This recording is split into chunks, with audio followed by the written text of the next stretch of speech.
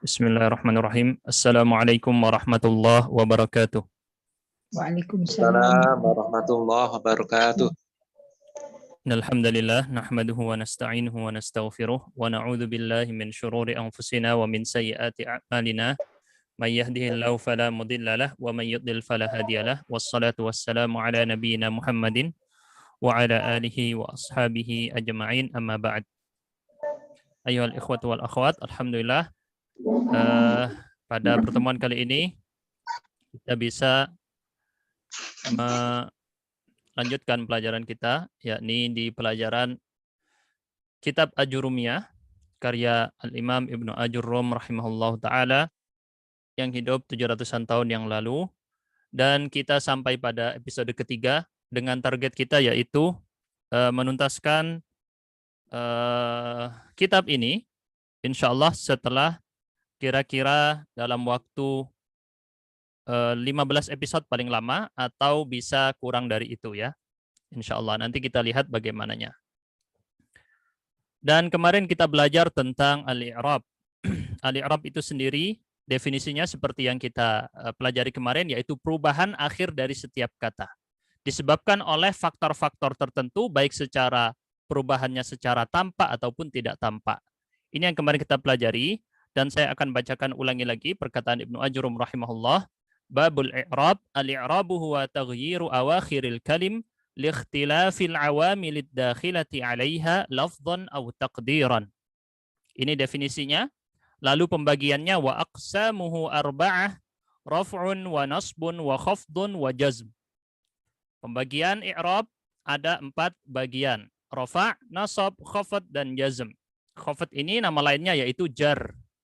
Ya, kalau menurut mazhab nahwu yang lain disebut jar. Falil asma'i min dzalika ar-raf'u wan nasbu wal khafdu wala jazma fiha. Ini kemarin kita bahas, kalau isim dia itu punya rafa', nasab dan khafd saja, tidak bisa jazm. Walil af'ali min dzalika ar-raf'u wan nasbu wal jazmu wala khafdha fiha.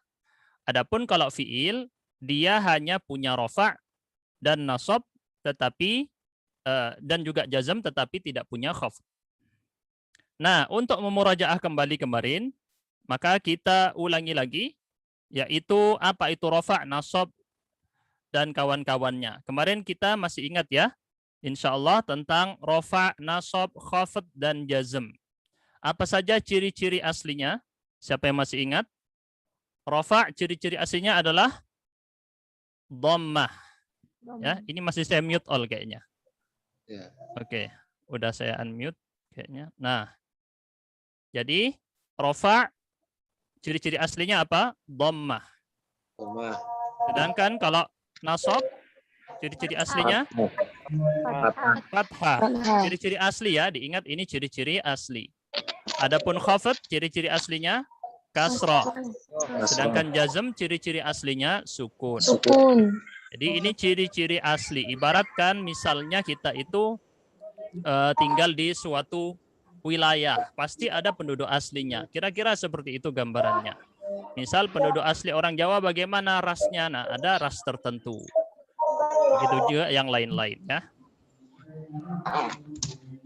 Terus kita lanjutkan. Nah, ini yang kemarin kita pelajari termasuk daripada apa kemarin? Yaitu ciri-ciri khusus. Kalau huruf dia tidak punya ciri-ciri.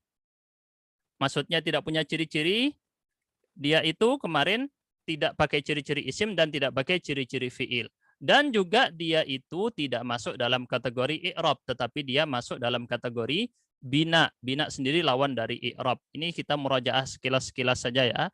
Bagi yang ingin mempelajari ini, ditonton kembali ulang videonya. Kemarin kita bahas secara rinci.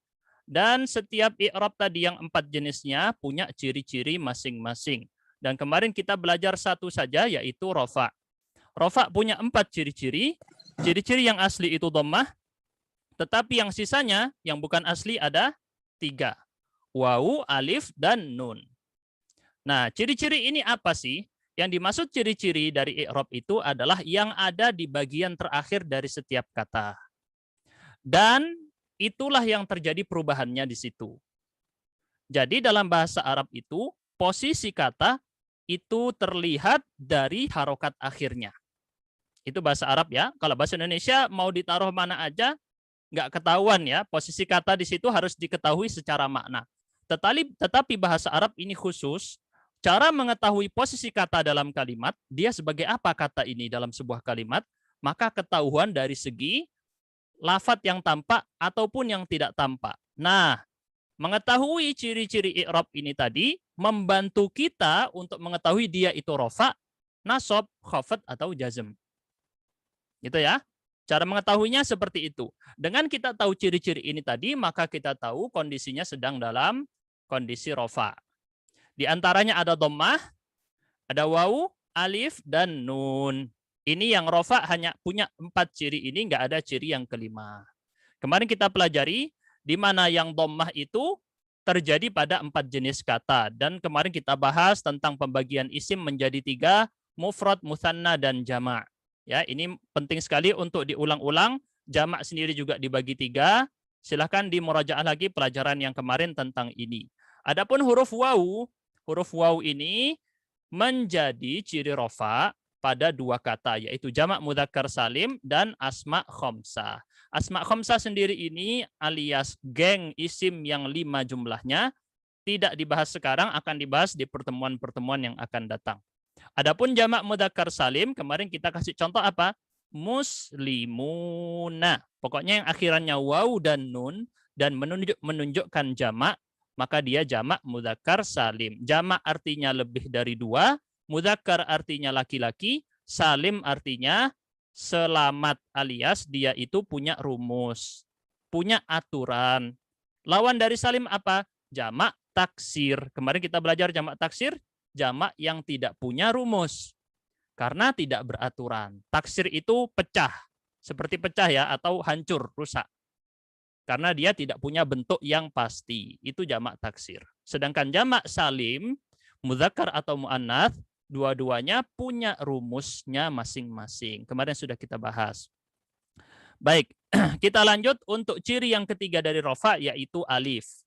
Alif sendiri ini menjadi ciri pada satu jenis kata, yaitu mutsanna. Mutsanna sendiri adalah kata yang menunjukkan 2. Kemarin sudah kita jelaskan tentang ini ya. Dan dia itu apabila rumusnya berakhiran alif dan nun dalam kondisi rofa'nya. Nah, nunnya tidak dibahas karena nunnya tidak ada perubahan di situ. Sehingga yang menjadi ciri-ciri rofa bukan huruf nunnya, tetapi huruf alifnya. Karena perubahannya akan terjadi pada alif itu nanti. Kalau kita pelajari selanjutnya. Jadi nunnya ini tidak bisa berubah. Sehingga nun di situ tidak bisa dijadikan ciri-ciri rofa. Walaupun nunnya itu ada di belakang. Kan tadi mungkin ada yang bilang, loh katanya kalau ciri-ciri i'rab itu harus yang paling belakang dari setiap kata. Enggak selalu, tetapi yang di belakang dengan syarat dia yang terjadi perubahannya di situ sehingga menunjukkan kondisinya dia. Rofa, nasab, khafad, atau jazm. Dilihat dari situnya ya. Nah, contohnya kemarin adalah muslimani. Terapkan dengan yang lain-lain. Muslimatani, kitabani, qalamani, dan lain-lain. Itu ya. Untuk mic-nya memang sengaja saya mute semua. Saya mute semua, takutnya ada yang menyalakan. Jadi saya mute semua sengaja supaya lebih nyaman ya buat semua peserta. Kecuali nanti kalau kita buka sesi interaktif atau tanya-jawab, baru kita buka ya. Nah, adapun untuk huruf nun, ini adalah ciri rofa yang keempat, yaitu apabila terhubung. Sebentar, ini kok hilang punya saya. Nah, sudah. Jadi kalau ini terhubung, fi'il mudhari'nya terhubung kepada salah satu dari 3 dhamir berikut ini. Dan ini disebut dalam istilah bahasa Arab dengan af'al khamsah. Af'al khamsah belum kita bahas sekarang. Af'al khamsah belum kita bahas sekarang, akan kita tunda pembahasannya di pertemuan-pertemuan berikutnya. Namun secara ringkas, contohnya adalah di situ kita lihat yaktubuna. Yaktubuna. Ini kalau pelakunya laki-laki banyak, maka fi'il mudhari'nya ditambahi huruf wawu dan nun di situ ya. Nah, yang dijadikan ciri-cirinya di sini bukan wawunya, tetapi huruf nunnya. Ini khusus untuk fi'il mudhari'. Akan kita bahas ini lebih lanjut tentang af'al khamsah di pertemuan berikutnya supaya lebih jelas. Nah, Cukup 10 menit untuk memurajaah. Seharusnya sih nggak perlu ya dengan murajaah 10 menit ini, tapi saya khawatir takutnya ada yang perlu butuh kepada murajaah. Jadi nggak apa-apa, kita ambil 10 menit untuk murajaah dan kita akan lanjutkan perkataan Ibnu Ajurrum rahimahullah. Kita lanjutkan. Di sini saya bacakan dulu teks yang akan kita kaji, yaitu sampai pada kata nasab di situ ya. Ada di halaman 51 untuk di matannya. Qala Ibnu Ajurrum rahimahullah walin nasbi khamsu alamat al-fathatu wal alifu wal kasratu wal ya'u wa hadfun nun. Fa amma al-fathatu fatakunu alamatan lin nasbi fi thalathati mawadhi'. في الاسم المفرد وجمع التكسير والفعل المضارع إذا دخل عليه ناصب ولم يتصل بآخره شيء. وأما الألف فتكون علامة للنصب في الأسماء الخمسة نحو رأيت أباك وأخاك وما أشبه ذلك. وأما الكسرة فتكون علامة للنصب في جمع المؤنث السالم. وأما الياء فتكون علامة للنصب في التثنية والجمع. وأما حذف النون فيكون علامة للنصب في الأفعال التي رفعها بثبات النون. Oke, itu dulu kita akan membahas tentang ciri-ciri nasab. Kalau kemarin kita bahas ciri-ciri rofa, maka sekarang kita bahas ciri-ciri nasab. Sehingga kita di episode 3 ini membahas i'rab bagian kedua dan insya Allah akan tamat. Tentang i'rab ini kita tamatkan pada episode kali ini insya Allah. Perkataan muallif tadi rahimahullah bahwasanya nasab memiliki 5 ciri. Sedangkan rofa tadinya punya 4 ciri. Beda ya? Ada tambah 1 di sini lebih banyak. Jadi ada 5 ciri-ciri nasab. Ciri-ciri aslinya, ingat, ciri asli harus dihafal. Jadi ciri asli ini yang paling penting. Ibarat misalnya kita gambarkan dengan gambaran, kayaknya jangan ras deh. Kita gambarkan dengan yang lain, misalnya hukum asli dari sholat apa? Hukum aslinya wajib. Tapi ada kondisi di mana orang tidak bisa sholat atau tidak boleh sholat. Seperti apa? Orang haid. Maka dia keluar dari bentuk aslinya. Seperti halnya di sini, ciri asli adalah ciri yang paling utama. Sehingga harus dihafal. Nasab ciri aslinya fathah. Nah, terkadang dia keluar dari ciri asli, yaitu kepada 4 sisanya. Jadi penting ya dalam masalah ini, dalam semua ilmu kita akan belajar tentang hal ini, tentang asli dan cabang, tentang asal dan furu', tentang akar dan cabang. Jadi ada yang akar, ada yang cabang. Itu banyak sekali dalam fikih, usul fikih, qawaid fikhiyah, dalam ilmu-ilmu yang mustalahul hadits, ilmu tafsir, ilmu apapun, semuanya punya konsep seperti ini dalam ilmu agama syariat Islam. Jadi ada konsep yang sifatnya asli, ada yang sifatnya cabang. Contoh, daging babi apa hukum aslinya? Haram. Tetapi ada hukum cabangnya, yaitu daging babi bisa menjadi halal dalam kategori tertentu, dalam kondisi tertentu. Jadi ini penting ya dalam memahami asli dan cabang, akar dan cabang. Ini fondasi dalam memahami ilmu. Kemudian kita lihat ciri-ciri nasab. Ciri-ciri nasab ada 5, tadi kita sebutkan. 2 ciri berupa harokat, 3 ciri berupa huruf. Ya, diingat baik-baik. Yang harokat, kalau yang asli fathah, kalau yang tidak asli kasroh. Nasab itu aslinya bentuknya fathah. Ada kondisi dia jadi kasroh. Ada ciri-ciri yang tidak pakai harokat tetapi pakai huruf, yaitu huruf alif, huruf ya, dan hadfun nun. Hadfun nun ini adalah penghapusan huruf nun. Huruf nunnya dihapus. Seperti yang saya tunjukkan di layar. Nah, kita akan bahas satu persatu dari ciri-ciri tadi. Ciri yang pertama dari nasab adalah fathah. Nah, fathah ini ciri asli. Kalau yang namanya asli berarti dia punya banyak penerapan. Makanya dia di sini diterapkan pada 3 jenis kata. Makanya dia yang paling banyak karena dia adalah yang asli. Ya, karena dia adalah ciri yang asli. Pertama, dia menjadi ciri asli pada isim mufrad. Ya, isim mufrad yaitu isim tunggal, kata benda tunggal. Contoh itu sudah saya peringkas ya dengan mudah dengan bahasa Indonesia di layar. Innal kitaba shaghirun. Lihat yang warna hijau. Yang warna hijau, ya. Innal kitaba shaghirun. Lihat yang warna hijau, ba. Pakai harokat apa itu? harokat fathah. Jadi ciri-ciri asli di sini kalau nasab pakai harokat akhir fathah. Dan saya sengaja hanya memberikan contoh dengan bantuan inna. Inna dalam bahasa Arab artinya adalah sungguh. Ya, atau sesungguhnya gitu ya. Sungguh untuk menegaskan makna sesuatu bahwa sesuatu benar-benar terjadi atau sesuatu itu benar-benar seperti itu. Sungguh buku tersebut kecil. Innal kitaba shaghirun.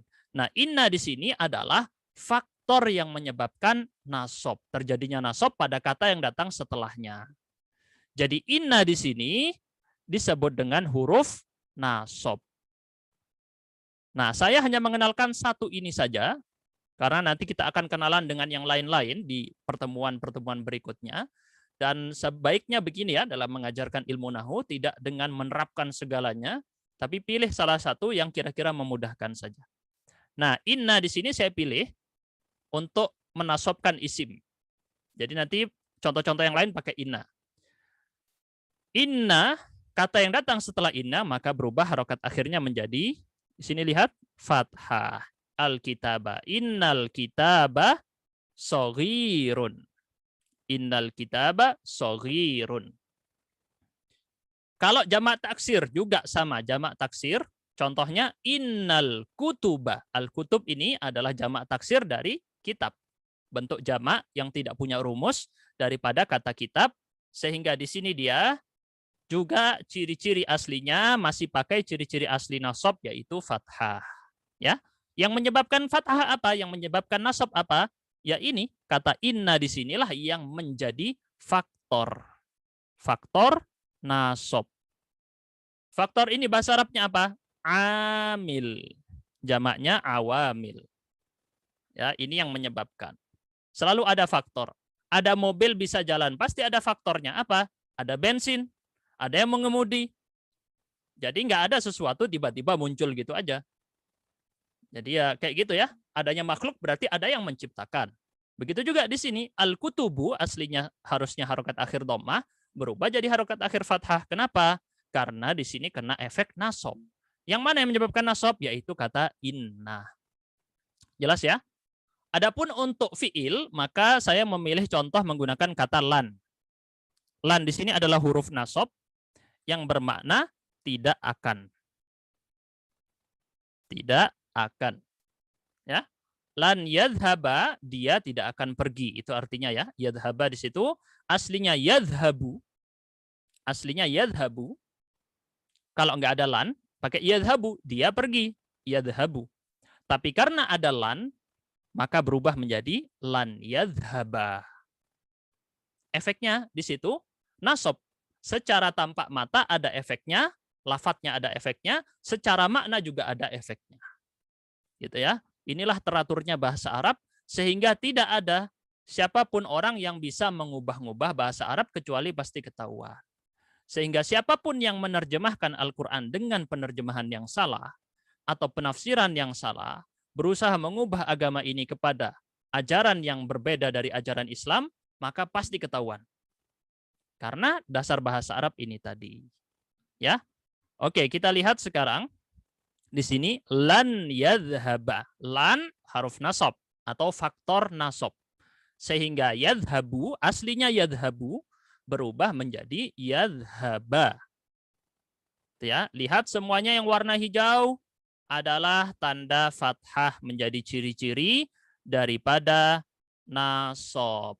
Ini ciri-ciri asli, sekarang kita pindah ke ciri-ciri cabang. Kalau cabang ini berarti keluar dari jalur asli, berarti nggak banyak ya, sedikit. Ibarat orang punya bisnis, punya toko ya. Toko pusat pasti lebih besar dari toko cabang. Itu ya, biasanya lumrahnya seperti itu. Nah, kita lihat di sini. Perkataan sang pengarang, adapun alif, huruf alif maksudnya, menjadi ciri-ciri nasab pada al-asma al-khamsah. Yang kita kenal tadi apa? Geng isim yang 5. Ini sudah jadi satu geng ya, 5 isim ini jadi satu geng, abuka, wa akhuka, wa fuka, wa hamuka, wa dzumalin. Itu yang kemarin kata pengarangnya ya. Nah, akan kita bahas di pertemuan-pertemuan berikutnya tentang itu, tapi kita ambil satu contohnya yaitu kata abaka. Aslinya kalau rofa, kondisi rofa itu begini. Kemarin kita belajari pakai waw. Abuka. Ayahmu artinya. Abu artinya ayah, ka artinya mu. Ayahmu. Abuka ayahmu. Kemudian ketika kena efek nasab daripada kata inna, tadi kita belajar inna adalah faktor penyebab nasab. Sehingga inna di sini memberikan dampak perubahan dari abuka menjadi abaka. Inilah kenapa disebut dengan i'rab. Kemarin kan kita belajar perubahan. Karena memang ada terjadi perubahan-perubahan. Perubahan ini disebabkan oleh faktor-faktor luar, eksternal ataupun internal. Dan dari faktor-faktor tersebut terjadinya perubahan kondisi mempengaruhi maknanya. Maka menerjemahkan bahasa Arab harus tahu nahwunya supaya tidak salah. Apalagi nerjemahkannya Quran atau hadis. Itu rawan sekali kalau terjadi kesalahan. Oke. Kita lanjut di sini. Inna abaka jamilun. Saya kasih contoh pakai inna, maka kata yang kena efek nasab inna, maka abaka. Lihat yang menjadi ciri-ciri bukan fathahnya, tetapi yang menjadi ciri-ciri adalah huruf alifnya. Kenapa? Karena dia adalah yang sebenarnya tadinya huruf wawu berubah menjadi huruf alif. Jadi yang dijadikan patokan adalah yang terjadi perubahan di situ. Jelas ya? Jadi kata abuka menjadi abaka. Kita pindah, lanjut ke ciri-ciri berikutnya, yaitu ciri-ciri yang ketiga. Seingat saya ketiga betul ya? Ketiga, yaitu ciri-ciri kasroh. Kasroh ini seharusnya ciri asli dari khafad, tetapi dia malah bisa jadi ciri-ciri nasab. Lumayan agak bikin pusing yang ini ya. Agak lumayan pusing dikit, nggak apa-apa. Tapi kalau dengan contoh insya Allah paham. Cuman nggak usah dipikirin dulu, nanti saya nerapkannya ke contoh-contoh lain gimana. Nggak usah. Jangan terlalu berhayar terlalu jauh. Jadi belajar bahasa Arab itu fokus dengan contoh yang dikasih di buku, udah. Nanti dapat contoh-contoh yang lain kalau ada latihan yang lain. Sekarang fokus dengan contoh yang di buku dulu. Nah, saya kasih lihat di sini contoh yang paling gampang-gampang aja yang saya kasih contoh ya. Dan beginilah seharusnya mengajarkan ilmu nahwu untuk permulaan. Karena di sini walaupun belajar bahasa Arab tingkat menengah, tapi kita setting nahwu untuk pemula. Secara bahasa Arab dia tingkat menengah, tetapi untuk orang yang baru mengenal ilmu nahwu ini untuk tingkatan pemula. Dan mengajar pemula itu saya sarankan tidak perlu mengajar kitab nahwu yang terlalu bertele-tele, terlalu panjang-panjang misalnya ya banyak. Jadi cukup fokus dengan matannya saja, lalu contohnya. Matannya saja penjelasan ringkas, lalu contohnya. Gitu aja. Itu penjelasan yang dicontohkan oleh salah seorang guru saya. Jadi memang tujuan si pengarang mengarang matan ini ya untuk itu, supaya mudah dipahami dulu, baru nanti kalau sudah hatam, pindah ke kitab yang lain. Nah, kita lihat di sini. Kasroh menjadi ciri-ciri nasab pada satu jenis kata, yaitu jamak muannats salim. Jamak artinya lebih dari dua, muannats itu perempuan, salim itu punya rumus. Kemarin sudah kita kasih contoh dengan al-muslimat. Saya kasih tunjuk di sini ya. Kalau bentuk rofaknya bertuliskan seperti ini. Al-muslimatu. Ini kalau rofa. Dan rofa itu bentuk asli isim sebelum kena apapun. Kalau nggak kena efek-efek apapun, maka dia rofa. Gitu ya. Nah, ketika dia terkena efek nasab daripada kata inna, lihat ada kata inna. Ada efek nasab ya, karena dia faktor nasab. Nah, kena ke kata al-muslimatu, bukan dibaca innal muslimatu, juga bukan dibaca innal muslimata. Kalau innal muslimata berarti pakai ciri asli. Enggak. Untuk jamak muannats salim dia tidak pakai ciri-ciri asli dari nasab, tetapi dia pakai ciri yang menyempal, yang keluar dari ciri aslinya. Ciri-ciri cabang, yaitu berupa huruf kasroh. Lihat di layar contohnya, innal muslimati. Innal muslimati fil musalla. Sungguh kaum muslimat sedang ada di dalam musola, tempat sholat. Nah, di situ kita lihat, ya, saya zoom aja biar semakin jelas. Nah, efek dari inna ini yaitu harokat kasroh pada kata al-muslimati. Nah, harokat kasroh ini bukan khafat. Dia tetap dihitung nasob. Walaupun dia kasroh, dia adalah nasob. Dengan ciri-ciri cabang. Ciri-ciri cabang, bukan ciri-ciri asli. Jadi, dengan kita mengenal ada ciri cabang, ada ciri asli, insya Allah semakin jelas. Kalau kita paham mana cabang, mana asli, insya Allah paham ya. Ya, ibaratkan misalnya sampean punya atau antum-antunna punya toko. Terus tokonya sudah jadi besar, maka itu jadi toko pusat. Terus mau buka cabang. Nah, yang ini, kasroh ini adalah cabang, bukan pusat. Bukan yang akar. Ciri-ciri cabang berbeda dengan ciri-ciri asli. Baik, kita lanjut sekarang kepada ciri-ciri yang keempat dari nasob. Yaitu apa? Yaitu huruf ya. Huruf ya menjadi ciri-ciri nasob, kata pengarang di sini, pada dua jenis kata. Fokus kepada contoh ya, saya bilang fokus kepada contoh. Yang penting paham contohnya sudah cukup, dan sudah tahu makna dari perkataan pengarang juga sudah cukup untuk pemula. Makanya nanti kalau sudah tamat ajrumiyah ini, jangan dilepas, tapi lanjut dengan kitab nahu yang lain, terserah. Mau kitab nahu yang kira-kira dirasa cocok, lanjut di situ ya. Dan saya sarankan mulai dengan ajrumiyah yang lain lagi, tapi dengan syarah yang lain. Gitu. Oke, kita fokus dulu dengan contoh yang di sini, huruf ya. Huruf ya menjadi ciri-ciri nasab. Bagaimana contohnya? Seperti biasa kita kasih contoh dengan kata inna. Tidak kita ganti dengan yang lain-lain contohnya supaya mudah. Nah, inna di sini adalah huruf nasab atau faktor penyebab nasab. Mutsanna sendiri artinya adalah yang berjumlah dua ya. Kemarin kita belajar. Kalau jamak mudzakkar salim 3 atau lebih, mudzakkar artinya laki-laki, salim artinya punya rumus. Ini arti sederhananya yang gampangnya ya. Rumusnya bagaimana? Kemarin kita belajar plus wawu dan nun. Nah, kali ini yang seharusnya plus wawu dan nun, saya tulis di sini contohnya muslimuna. Itu ya kemarin ya. Untuk yang mutsanna kemarin rumusnya plus alif dan nun. Gitu ya rumusnya kemarin. Contohnya muslimani. 2 orang muslim, yang di bawahnya orang-orang muslim. Contohnya gampang ya, di atas muslimani, di bawah muslimuna. Sekarang kita lihat perubahannya. Nah, terjadi perubahan ketika terkena efek nasab. Tidak lagi dibaca muslimani, tidak lagi juga dibaca muslimuna. Tetapi berubah menjadi apa? Innal muslimaini.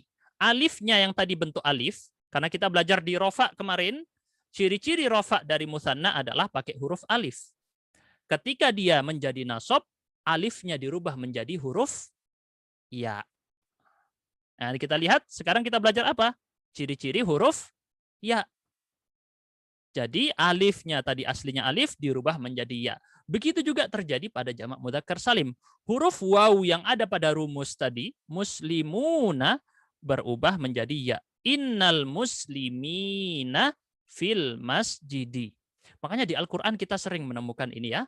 Kadang bunyinya al-mu'minuna, kadang al-mu'minina.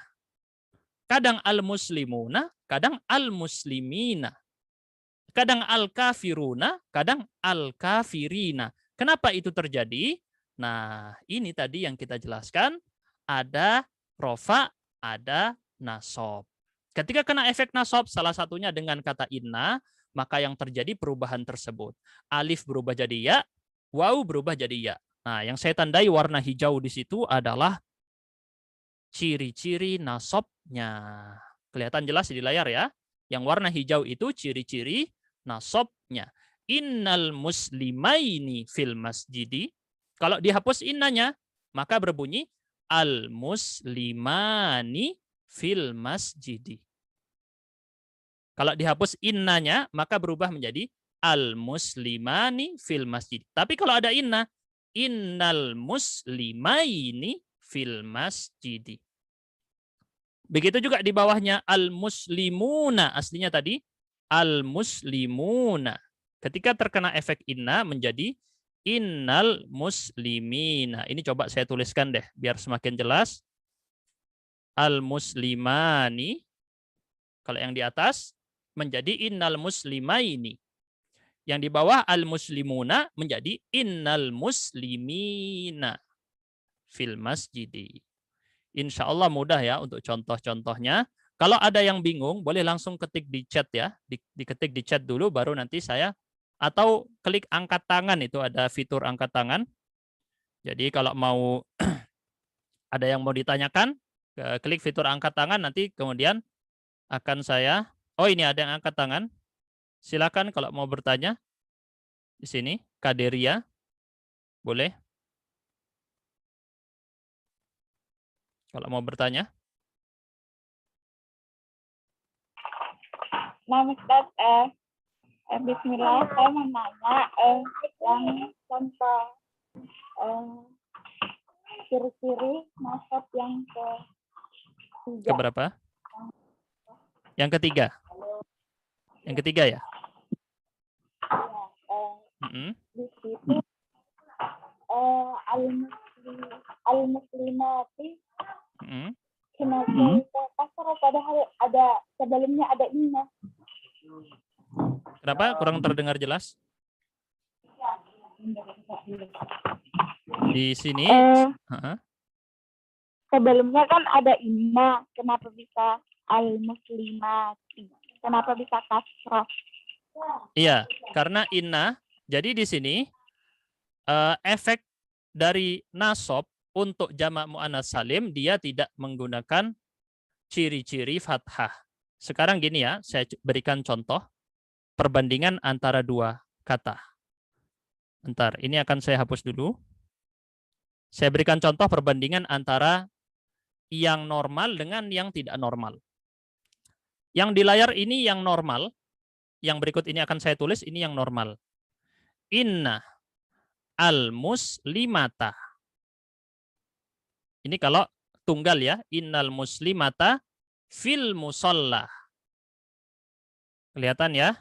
Nah, bedanya di sini. Kalau ciri-ciri asli, dia pakai fathah. Jadi inna di sini huruf nasab. Nasabnya dari mana? Dari inna. Ini yang penyebab menjadi nasab. Ketika dia mengenai yang normal atau di sini contohnya yang tunggal, maka dia pakai ciri-ciri asli fathah. Sedangkan jamak muannats salim ini keluar dari ciri-ciri asli, dia pakai ciri-ciri cabang. Makanya tadi disebut pakai ciri-ciri kasroh. Sehingga berbunyi bukan innal muslimata, tetapi innal muslimati. Gimana? Sudah jelas? Nah, mustaqil Quran. Jelas ya? Insya Allah ya. Kalau bingung nggak apa-apa bilang. Nggak apa-apa ini, tanya lagi. Oke. Kita lanjutkan dulu. Berikutnya, berarti kita sudah selesai dari semua 4 ciri-ciri, sisanya ciri yang terakhir daripada nasab, yaitu hadzfun nun. Apa yang dimaksud dengan hadzfun nun? Hadzfun itu artinya menghapus. Nun yang dimaksud yaitu huruf nun. Nah, huruf nun di sini bisa dihapus. Huruf nun di sini bisa dihapus apabila terkena efek nasab. Tadi kita kasih contoh untuk penyebab nasab kepada fiil adalah bunyi lan. Kelihatan ya lan di sini. Lan ini artinya adalah tadi apa? Tidak akan. Nah, jadi penghapusan huruf nun menjadi ciri nasab pada af'al khamsah. Af'al khamsah ini fiil yang jumlahnya 5 punya hukum khusus. Dia kayak kelompok khusus untuk 5 fiil dan belum kita bahas sekarang, akan dibahas di pertemuan-pertemuan akan datang. Nah, tapi kita sudah kasih contoh tadi yaitu dengan kata yaktubuna. Kemarin ya kita kasih contoh yaktubuna atau yadhabuna di sini ya. Yadhabuna artinya mereka pergi. Jadi insya Allah kalau yang sudah belajar dasar-dasar ilmu bahasa Arab tahu tentang ini ya. Tapi yang belum tidak apa-apa, nanti setelah belajar ajrumiyah ini coba berangkat belajar bahasa Arab dasar-dasarnya supaya paham dengan yang kita jelaskan sekarang. Karena ini pelajaran tingkat menengah. Tapi nggak apa-apa, jangan melarang diri dari mengambil faedah dari pelajaran ini. Nah, kita lihat kata yadhabuna. Yadhabuna artinya mereka pergi. Ini salah satu dari 5 fi'il yang punya kekhususan atau disebut dengan al-af'al al-khamsah. Kata yadhabuna, mereka pergi. Di sini kalau yang rofa. Jadi yang saya tunjukkan di layar ini, yang atas itu kondisi rofa. Pakai tanda nun. Kemarin kita belajar ciri-ciri nun ada pada af'al khamsah. Ketika dia nasab terkena huruf lan, maka yang terjadi apa? Yang terjadi yaitu tadi, dihapus huruf nunnya. Nggak kelihatan lagi huruf nunnya dihapus. Lan yadhabu ilal musalla. Yadhabuna ilal musalla, mereka pergi ke musalla. Lan yadhabu ilal musalla, mereka tidak akan pergi ke musalla. Nah, di sini huruf nunnya hilang. Hilangnya huruf nun di sini disebut sebagai ciri-ciri nasab. Sebagai ciri-ciri nasab. Pada apa? Pada af'al khamsah. Itu ya. Kita pahami segini dulu, ringkas, tenang. Nanti di pembahasan tentang af'al khamsah ini diulang lagi dengan versi lengkap. Gitu ya. Af'al khamsah itu kalau rafa gimana? Kalau nasab gimana? Kalau jazm gimana? Dijelaskan nanti insya Allah perbandingannya. Jadi kita belajar dari satu sudut pandang, nanti kita belajar dari sudut pandang yang lain untuk menguatkan materi yang sekarang kita pelajari. Jangan khawatir. Gitu ya. Oke, sekarang kita lanjut. Ini adalah gambaran skema ciri-ciri i'rab. Ciri-ciri i'rab ada 4 ya. 1. Diingat urutannya, rofa. 2. Nasab. 3. Khafat atau jar. 4. Jazm. Nah, urutannya ini penting diingat supaya mudah menghafalnya. Nah, kalau rofa ciri-ciri aslinya yaitu adalah dhammah. Kita tulis di sini dhammah, ciri-ciri aslinya. Yang di dalam kotak itu ciri-ciri asli, yang berakar ke atas itu cabangnya. Cabangnya ada wawu, alif, dan nun. Kemarin kita bahas sudah ya tentang wawu apa saja, alif apa saja, nun apa saja. Nasab yang kita pelajari hari ini, ciri-ciri aslinya adalah fathah. Ya. Dan cabang dari ciri-ciri fathah bisa jadi pakai alif, bisa jadi kasroh, bisa jadi ya, bisa jadi penghapusan huruf nun yang barusan kita pelajari. Nah, sisanya jazm dan khafat akan kita pelajari juga pada pertemuan kali ini. Dan skema ini insya Allah cukup untuk memudahkan. Khafat itu ciri-ciri aslinya kasroh, jazm itu ciri-ciri aslinya sukun. Sukun. Semoga kelihatan jelas ya tulisan saya. Oke, bentar. Nah, jadi di sini kalau kita sudah paham insya Allah tentang materi berikut secara gambaran ringkas, tidak usah terlalu pusing misalnya ada agak sedikit kesulitan, nggak apa-apa. Nanti akan dikembangkan lebih dalam lagi di bab selanjutnya. Jadi akan ada pengulangan materi barusan dengan dari sudut pandang yang lain. Kita akan beranjak kepada pembahasan khafat. Karena barusan rofa sudah selesai kita bahas ya. Kita tanda checklist di sini, rofa selesai. Nasab juga sudah selesai kita bahas barusan 5 ciri-cirinya. Mulai dari ciri asli, fathah, lalu ciri-ciri cabang yang 4. Nah, kali ini kita akan membahas khafat dan jazm yang jauh lebih gampang, lebih sedikit pembahasannya. Kalau rofa dan nasab ini banyak, khafat dan jazm ini enggak terlalu banyak. Mudah insya Allah. Mari kita bahas tentang khafat dan jazm. Sebelum itu maka kita akan bacakan dulu perkataan sang pengarang Ibnu Ajurrum rahimahullah. Walaupun tadi sudah kita baca, belum yang ini ya. Kalau yang khafat belum kita baca.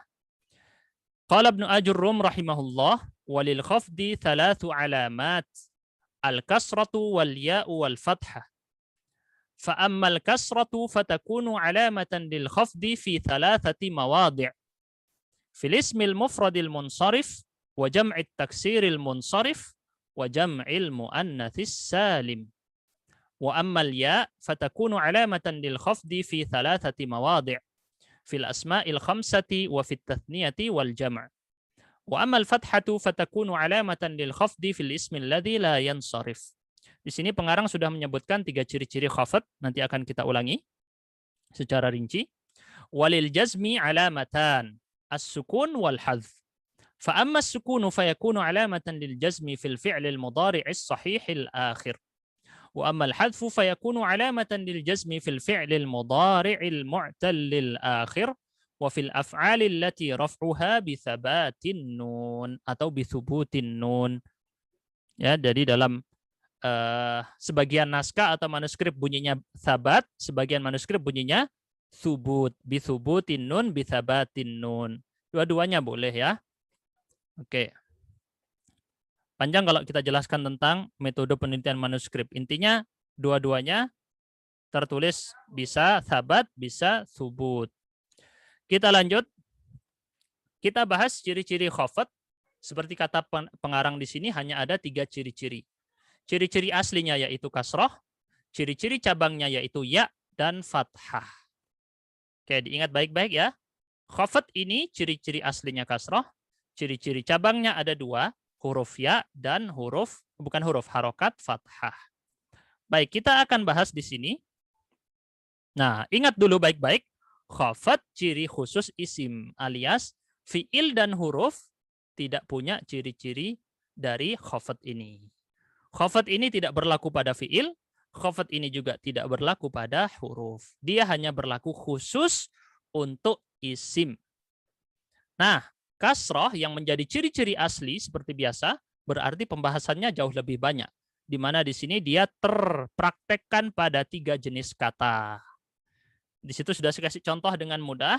Ada 3 kata yang memiliki ciri-ciri kasroh sebagai ciri asli dari khafd. Pertama, semuanya harus fokus ya. Harus fokus dengan yang di layar. Jadi memang belajar nahu ini tidak bisa disambil mendengarkan aja. Agak sulit. Tapi kecuali kalau emang kuat, maka nggak apa-apa. Sambil membayangkan. Tapi kalau mau lebih mudah, menggunakan 2 panca indera. Penglihatan dan pendengaran. Dua-duanya harus bekerja bersamaan. Kalau cuma melihat saja kurang paham. Kalau cuma mendengar saja juga takutnya kurang paham. Jadi harus dua-duanya bermain. Jadi harus fokus, jangan pendengarannya dengerin, tapi penglihatannya kemana-mana. Jadinya tidak fokus nanti. Nah, kita lihat di sini, ya ada 3 jenis kata yang memiliki ciri-ciri kasroh. Apabila dalam kondisi khafd. Isim mufrad seperti biasa, dan yang lain-lain juga isim mufrad tadi ya. Jamak taksir dan jamak muannats salim. Bedanya di sini apa? Di sini ada istilah munsorif. Nanti akan kita bahas apa itu munsorif. Jadi ada istilah baru, munsorif. Kita bahas nanti, tapi intinya sekarang kita lanjut dulu, yaitu contoh. Isim mufrad kata tunggal, nadhartu ilal kitabi. Saya berikan efek atau faktor penyebab kasroh, yaitu huruf khafd berupa kata ila. Ini adalah faktornya. Faktor penyebab khafd atau yang disebut dengan huruf khafd atau disebut lagi dengan huruf jar. Boleh sebut huruf jar, boleh juga sebut huruf khafd. Nah, kita lihat kata al-kitabu. Aslinya bagaimana berbunyi? Al-kitabu. Kalau nggak kena huruf khafd bunyinya al-kitabu. Nih, saya tulis di sini ya. Al-kitabu. Nah, al-kitabu di situ kelihatan ya. Nah, ini bentuk aslinya. Ketika kena efek ila, maka menjadi ilal kitabi. Nah, pakai ciri-ciri asli dari khafd yaitu kasroh. Begitu juga terjadi pada jamak taksir. Nadhartu ilal kutubi. Lihat efeknya. Al-kutubi. Aslinya al-kutubu. Kena kata ila. Ila ini artinya ke. Ila artinya ke. Saya melihat ke sebuah buku. Yang contoh nomor 1. Yang contoh nomor 2, saya melihat ke banyak buku. Al-kutubi. Kemudian kalau jamak muannats salim, Nadhartu ilal muslimati. Saya melihat ke wanita-wanita muslimah. Al-muslimat jamak dari muslimatun, jamak muannas salim, lebih dari 2, perempuan dan punya rumus alif dan ta. Kemarin sudah kita pelajari ya. Rumusnya ditambah alif dan ta. Mufradnya ditambahi alif dan ta, itu rumus gampangnya. Oke. Nah, kita lihat berarti yang di layar sekarang ada 3 ya. Isim mufrad, jamak taksir, jamak muannas salim, semuanya menggunakan ciri-ciri asli khafat, yaitu kasroh. Oke, agak jeda sedikit. Kalau misalnya ada yang bingung, boleh bertanya tentang yang barusan ya. Boleh diangkat tangan dulu, baru nanti saya unmute. Supaya tidak berbenturan suaranya. Insya Allah jelas ya. Dengan contoh yang jadi saya bilang fokus dengan contoh. Kalau sudah paham contoh, itu sudah cukup. Fokus dengan contoh, sudah paham dengan contoh, itu sudah cukup. Oke. Kita lanjut, waktunya masih sisa sekitar 10 menitan atau 15 menit ya. Di sini kita lanjut dengan huruf ya. Huruf ya menjadi ciri-ciri khafat pada 3 jenis kata. Berarti huruf ya ini ciri asli atau ciri cabang? Ini ciri asli atau ciri cabang? Ini ciri cabang. Nah, menjadi pada 3 jenis kata berikut ini, saya kasih tunjuk di sini. Asma khomsah, tadi sudah kita ingat, asma khomsah, geng isim yang jumlahnya 5. Punya anggota 5, punya kekhususan mereka ya. Kemudian musanna yang jumlahnya 2, jamak mudzakkar salim, laki-laki yang jumlahnya banyak. Ini mirip dengan yang tadi kita pelajari, hanya saja sekarang ini dalam bentuk khafat. Ila, kata ila yang berarti ke di sini, adalah faktor khofatnya. Yang menyebabkan khofat, si biang keladi atau biang keroknya adalah ilah. Ya, abika di sini adalah korbannya yang terkena efek khofat. Abuka aslinya berbunyi gimana? Aslinya berbunyi abuka. Nah, ini kan tadi kita belajar ya. Ada abuka, ada abaka, sekarang jadi abika. Jadi di sini mulai kita lihat ada perubahan terjadi dari kata abun. Abun ayah, abuka ayahmu, abika ayahmu, abaka ayahmu juga. Hanya berbeda posisinya, kondisinya. Ada yang rofa, nasab, ada khafat. Ini yang kali ini adalah khafat. Makanya kita sering dengar mungkin ya, an Abi Hurairah radhiyallahu anhu. Makanya banyak bacanya an Abi Hurairah, bukan an Abu Hurairah. Walaupun kalau diterjemahkan jadi Abu Hurairah. Tapi ketika khafat dibaca Abi Hurairah. Karena efek khafat. Efek jar. Kita lihat di sini berikutnya. Kalau musanna. Musanna itu tadi kita kasih contoh. Muslimani. 2 orang muslim. Kalau jamak mudzakkar salim gimana contohnya? Muslimuna. Ini saya selalu fokus dengan satu contoh aja. Karena cukup dengan tahu contoh ini, nanti bisa tahu teorinya. Makanya saya bilang fokus dengan contoh, dipahami contohnya baik-baik, insya Allah akan tahu penerapannya nanti. Yang penting fokus dengan contoh, tahu penerapannya, dengan contoh tersebut aja, insya Allah nanti bisa dikiaskan yang lain-lain, bisa dianalogikan. Nah, kita lihat di sini muslimani ketika terkena efek ila menjadi nadhartu ilal muslimaini. Alifnya di sini berubah menjadi huruf ya. Karena kita sedang membahas ciri huruf ya menjadi ciri khafat. Di nomor 1 yang warna hijau, huruf ya. Di nomor 2 yang warna hijau, huruf ya juga. Begitu juga di nomor 3, contohnya yang warna hijau, saya tandai stabilo hijau itu, juga huruf ya. Maka bacanya nadhartu ilal muslimina. Bukan ilal muslimuna, tetapi ilal muslimina. Oke, insya Allah jelas ya tentang konsep ini. Fokus dengan contoh, insya Allah itu sudah cukup.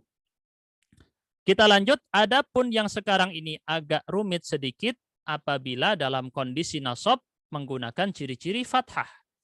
Dan untuk ini, yang ini, dia hanya berlaku pada isim ghairu munsharif atau disebut dengan istilah tidak munsharif. Nah, kali ini kita akan bahas ini secara ringkas. Adapun secara rinci, ini baru kita pelajari insya Allah di pertemuan terakhir dari kitab Ajurumiyah. Jadi masih lama pembahasan yang secara rinci. Kita sekarang membahas secara nyicil. Kita cicil dulu pelajarannya ini dengan memahami konsep berikut ini. Jadi dalam bahasa Arab, isim atau kata benda, dari sebuah sudut pandang, dilihat dari munsharif atau tidak, maka terbagi menjadi dua. Ada yang munsharif, ada yang tidak munsharif. Munsharif itu apa sih maksudnya? Munsharif itu adalah punya kasroh dan bisa juga kena tanwin. Bisa pakai kasroh, bisa pakai tanwin. Gitu aja, gampang ingatnya ya. Munsharif itu bisa pakai kasroh, bisa pakai tanwin. Kalau tidak munsharif, tidak bisa pakai kasroh, tidak bisa pakai tanwin. Nah, makanya karena ini agak rumit, tidak dibahas sekarang, tetapi dibahasnya di perjumpaan terakhir insya Allah di episode terakhir kitab Ajurumiyah. Nah, sekarang kita cuman bahas satu aja contoh dari yang tidak munsharif. Ingat, yang tidak munsharif. Kenapa? Karena yang dari tadi kita bahas yang munsharif semua. Yang paling banyak, yang mayoritas, ini mayoritas adalah munsharif. Nah, berarti yang tidak munsharif apa? Minoritas. Sedikit ya, tidak banyak. Nah, kalau yang tadi yang kita bahas semuanya itu namanya munsharif. Yang sekarang kita bahas yang tidak munsharif. Contohnya kita ambil satu contoh, yaitu nama asing. Nama asing dalam bahasa Arab, nama asing itu disebut tidak munsharif. Contohnya apa? Ibrahim. Mungkin pada kaget ya. Loh, Ibrahim itu kan nama Arab, nama Nabi. Enggak, Ibrahim itu bukan nama Arab. Nama-nama Nabi itu semuanya tidak bahasa Arab. Hanya satu Nabi yang pakai bahasa Arab. Siapa? Nabi Muhammad SAW. Selain dari Nabi Muhammad, semuanya bukan nama Arab. Ya, karena mereka tidak pakai bahasa Arab. Semuanya tidak pakai bahasa Arab. Cuma Nabi Muhammad yang pakai bahasa Arab. Mungkin baru tahu sebagian dari peserta ya. Jadi Ibrahim itu bukan nama Arab. Jadi Ibrahim itu bukan ke Arab-Araban. Ibrahim itu justru bukan nama orang Arab, nama asing. Nama Nabi kita Ibrahim. Kita nggak bahas itu secara rinci sekarang. Intinya adalah Ibrahim di sini tidak bisa pakai kasroh, tidak bisa pakai tanwin. Khafat, kita sekarang lagi bahas apa? Khafat. Khafat itu atau jar, ciri-ciri aslinya apa? Kasroh. Seharusnya kasroh. Kalau ada kata ilah, maka kata yang datang setelah ilah harusnya harokat akhirnya kasroh. Tetapi di sini dikecualikan, yaitu kata yang nama asing dia tidak bisa pakai kasroh, maka dia lompat pindah menjadi Ibrahima pakai fathah. Nadhartu ila Ibrahima. Seharusnya gimana? Seharusnya nadhartu ila Ibrahimin. Seharusnya gitu. Kalau pakai yang konsep normal.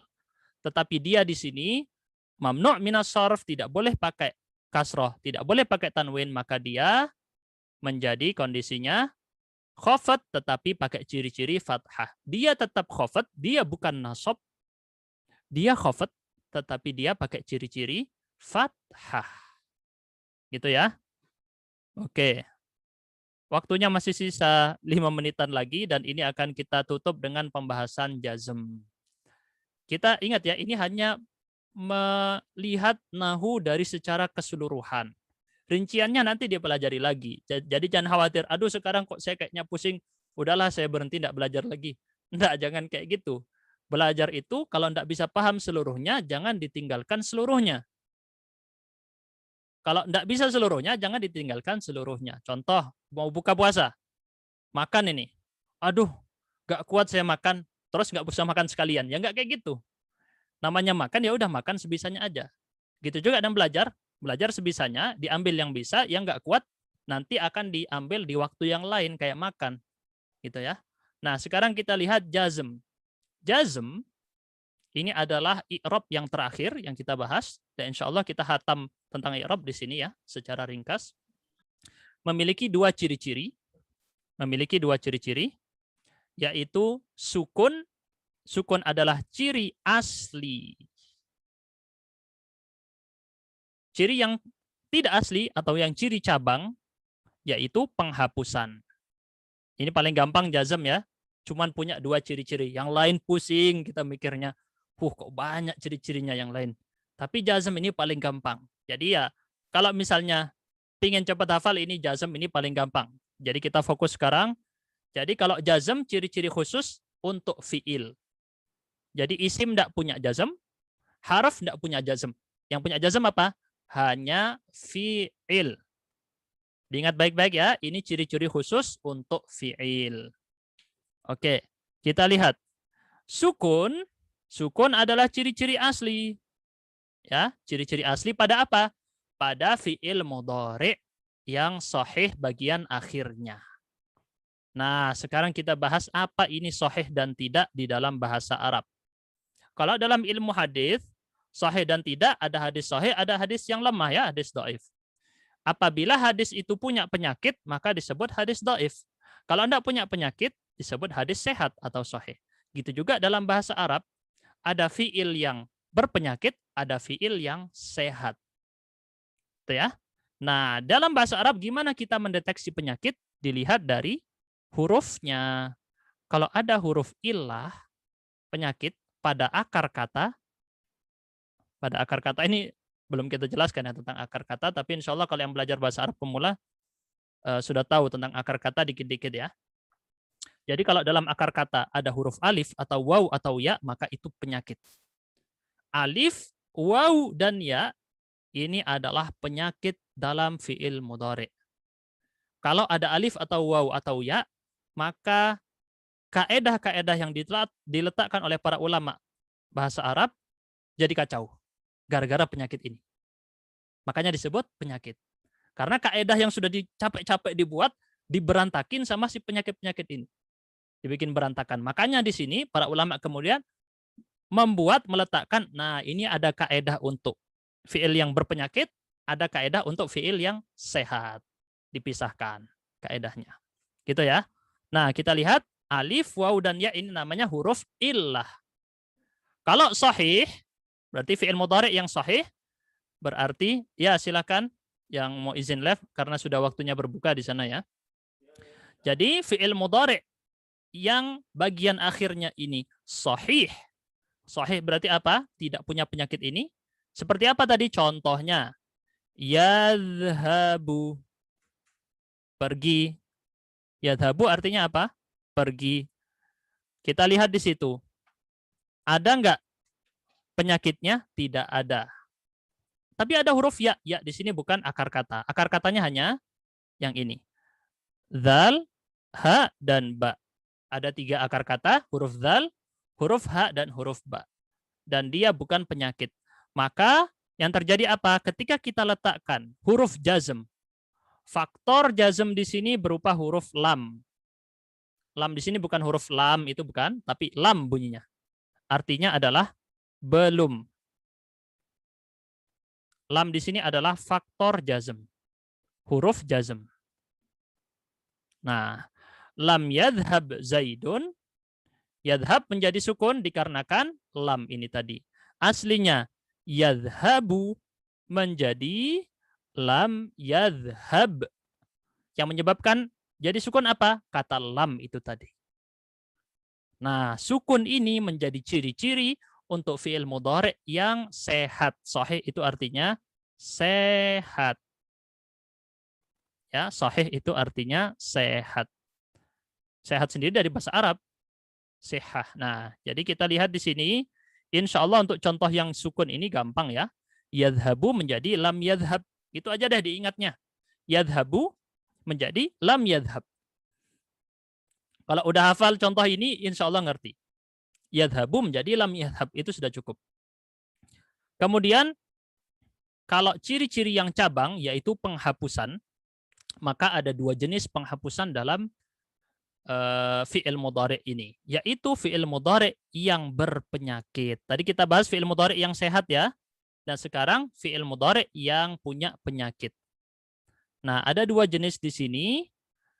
Untuk yang ini, memang tidak dibahas secara rinci di sini, secara detail banget. Nanti kita bahas di bab jazm, insya Allah ada bab khusus ya tentang jazm fi'il mudhari, insya Allah ada secara rinci. Jadi di sini itu kita belajar bahasa nahwu ini secara keseluruhan dulu. Kayak kita ngelihat kalau peta gitu masih peta bumi dari atas kelihatan semuanya. Nanti baru kita masuki satu persatu negaranya pelan-pelan.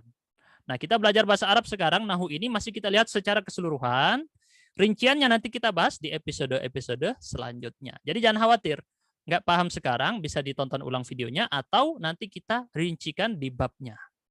Ini akan dibahas lagi di babnya masing-masing. Jadi jangan khawatir.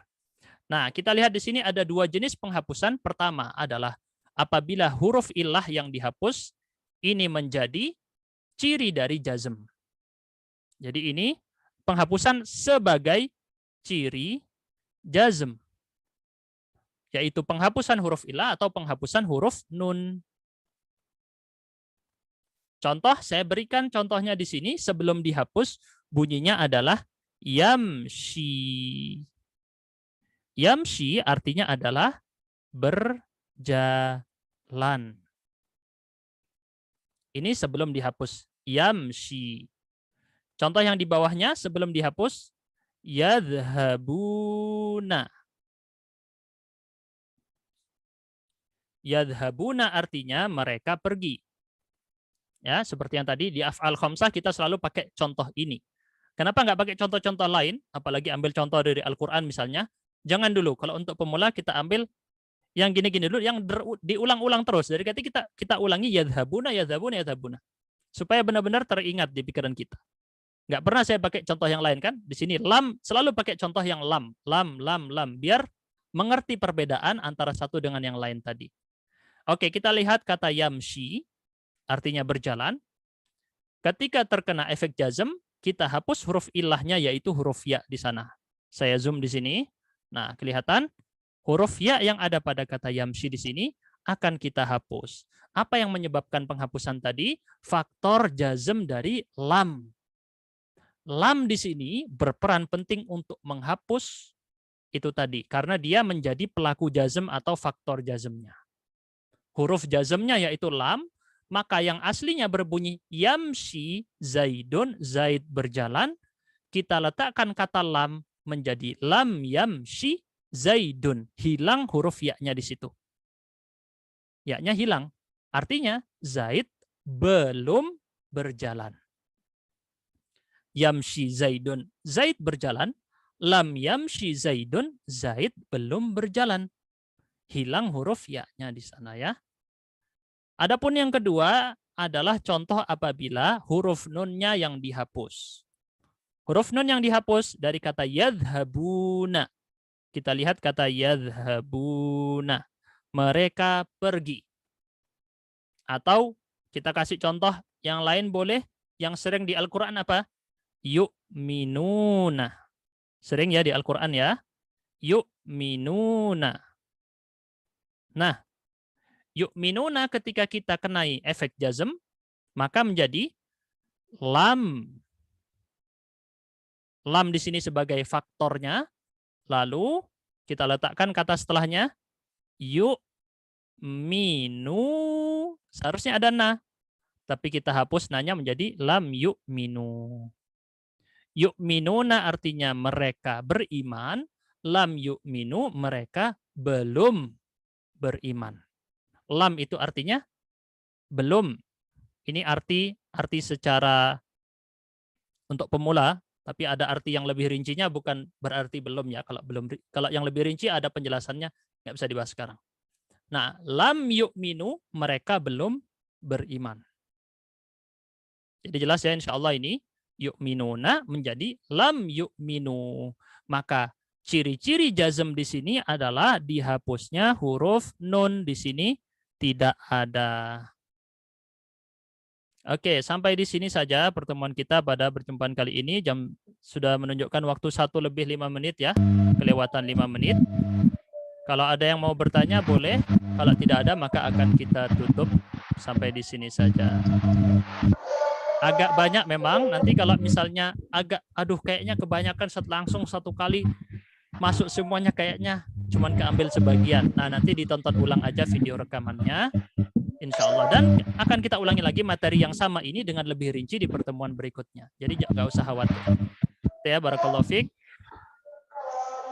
Oh iya, ada yang baru bergabung, nggak apa-apa yang baru join ya. Ada juga yang dari Malaysia baru bergabung juga.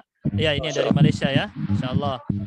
Ya, kita satu rumpun, satu saudara. Jangan hanya karena berbeda negara kita berpecah belah, fanatisme kepada suatu kelompok atau negara.